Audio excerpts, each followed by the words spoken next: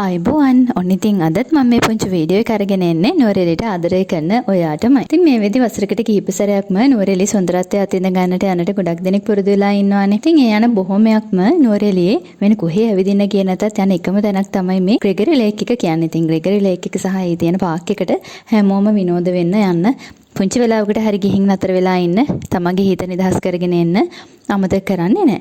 ඉතින් අපි කවුරුත් මෙතනට ගියාට මේ තැන හැදුනේ කොහොමද? මේ ග්‍රෙගරි ලේක් එක හැදුනේ කොහොමද? කවුද මේක හැදුවේ? මේ ඉතිහාස කතාව ගැන පුංචි විස්තරයක් හොයලා බලුවේ නැහනේ. ඉතින් මම අද මේ වීඩියෝ එකෙන් හිතුවා ඔයාලට පුංචි විස්තරයක් අරගෙන එන්න. ඉතින් අපි මුලින්ම බලමුකෝ නුවරඑළිය කියන නම මේ නගරයට කොහොමද නුවරඑළිය කියන නම හැදුනේ කියලා. නුවරඑළිය කියන ගම මේ ගමට මේ නම වැටලා තියෙන්නේ සීතා දේවියව රාවණ රජු විසින් පැහැරගෙන ආපු සීතා දේවියව බේර ගන්න ආපු හනුමන්තගේ වලිගයට ගෙන ගන්නවානේ. ඉතින් මේ වලිගය නිවා දමන්නට දෙපසට බිම ගසනකොට ඒ පුරාම ප්‍රදේශයක් ගින්නෙන් ඇවිලිලා තියෙනවා. ඉතින් ඒ ඇවිලුණු ප්‍රදේශය ඒ එළියුණු ප්‍රදේශය ගින්නෙන් ඇවිලිලා ඒ වනාන්තරයේ එළියුණු ප්‍රදේශය තමයි පසු කාලෙක නුවරඑළිය කියලා හඳුන්වනවා කියලා සඳහන් වෙන්නේ. මොනත් බ්‍රිතාන්‍යයන් විසින් මේ නුවරඑළිය ප්‍රදේශය සොයා ගන්නා විටත් ගවේෂණය කරන කොටත් මේ නුවරඑළිය තිබිලා තියෙන කළු පාට පසක්. ඉතින් ඒගොල්ලොත් විශ්වාස කරා මෙතන යමක් සිදු වෙලා තියෙනවා. මේ කළු පසක් තියෙන්නේ සම්පූර්ණයෙන් නිකන් එළි වෙලා තියෙන ප්‍රදේශයක් තියෙන්නේ. කොහොම වුණත් ලස්සන ප්‍රදේශයක් සීත දේශගුණයක් බ්‍රිතාන්‍යයන් විසින් විශේෂයෙන්ම මේ තැන එයාලගේ සංචාරක බංගලාවල් සංචාරක නිකේතනයන් ඒ වගේ මේ තැන දියුණු කරන්න වඩාත්ම හේතු වෙලා තියෙන්නේ එයාලගේ බ්‍රිතාන්‍ය දේශගුණයට සමාන දේශගුණික තත්ත්වයන් මේ නුවරඑළිය මේ ප්‍රදේශය තුළ පැවතිලා තියෙනවා. ඉතින් මුලින්ම වුන් වගා කරලා තියෙන්නේ කෝපි. ඉතින් කෝපි වගා කළා පස්සේ තේ වගා කළා එළවලු පළතුරු මේ හැම දෙයක්ම අදටත් නුවරඑළිය ඔයාලා දකිනවා.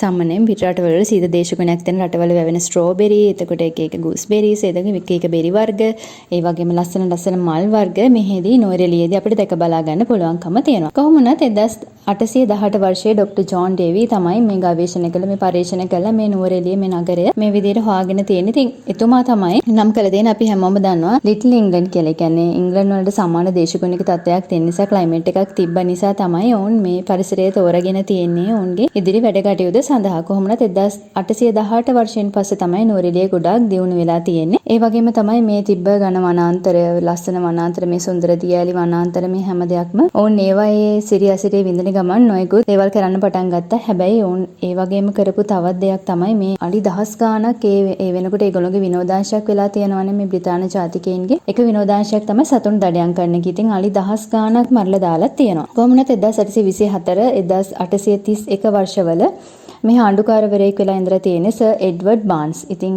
එඩ්වඩ් බාන්ස් මහතා විසින් ඔහුගේ නිවස නිර්මාණය කරලා තියෙන්නේ බාන්ස් හෝල් කියලා. දැන් අපිට ග්‍රෑන්ඩ් හොටෙල් කියලා බලා ගන්න පුළුවන්. දැන් අපි කතා කරන්න ගත්තේ ග්‍රෙගරි ලේක් එක ගැනනේ.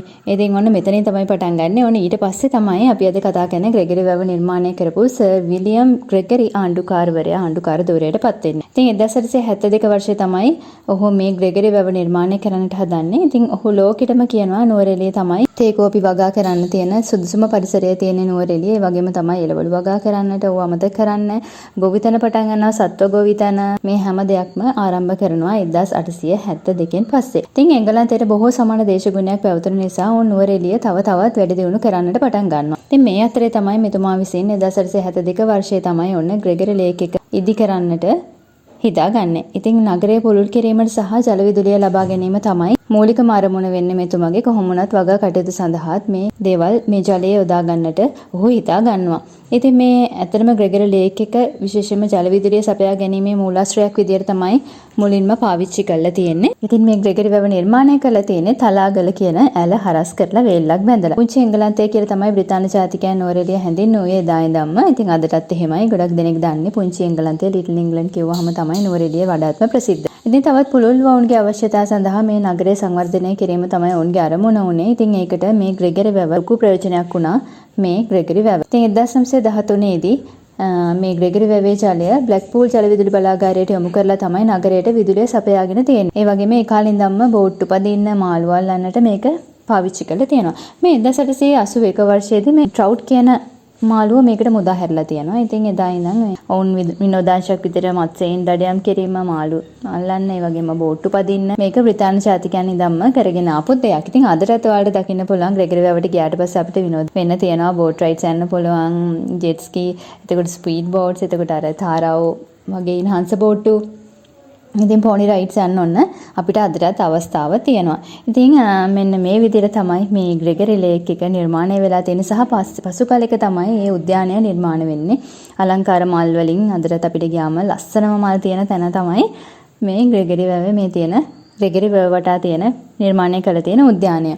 ඉතින් මේ විදිහට තමයි මේ හැම දෙයක්ම එළවලු පළතුරු වගා කරන්න පටන් අරගෙන ඒ ආපු පන්නරය නිසා තමයි දිගින් දිගටම නුවරඑළිය මේ විදිහට සංවර්ධනය වෙලා අද වෙනකොට මේ වගේ තත්වයක තියෙන්නේ. ඉතින් අවසාන වශයෙන් මතක් කරන්න තියෙන්නේ ඉතින් අපි හැමෝම ආදරය කරන මේ නුවරඑළිය ග්‍රෙගරි වැව සහ පරිසරය විතරක් නෙමෙයි මුළු නුවරඑළියම ආරක්ෂා කරගන්න ඕන. මොකද මේ තියෙන පරිසර පද්ධතිය සහ මේ අලංකාරත්වය අපි දිගටම ඉස්සරහ අනාගතයට අරගෙන යන්න ඕනේ. ඉතින් ඒකත් මතක් කරනවා මේ දේවල් අපි රැක ගැනීම අපේ යුතුයකමක් සහ වගකීමක් වෙනවා.